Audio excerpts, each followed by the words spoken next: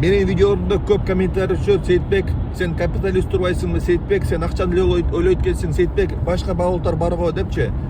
Достор, финансылык эркиндик бул эң базовый эркиндик.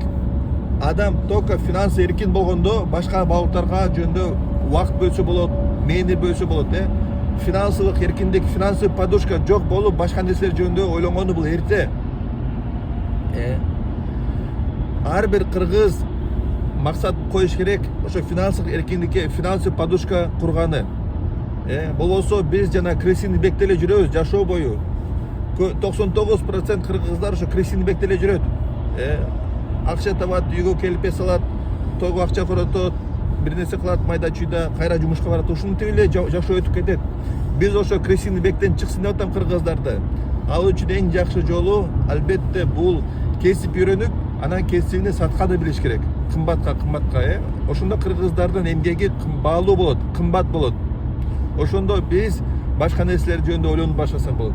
Алга чейин болсо ар бирөөбүз ойлонуш керекпиз кантип жакшы кесип алганы, анан кантип жакшы кесипти сатканы. Ар бир адам, айрыкча эркектер, ал стартап, же үй-бүлө бул как стартап сыяктуу. Стартап жакшы жүрүш үчүн, стартап банкрот болбош үчүн эмне кылыш керек? Продажа кылыш керек, сатыш керек продукциясынчы. Ар бирөөбүз ойлонуш керекпиз да, биз эмне продукция сатабыз адам катары.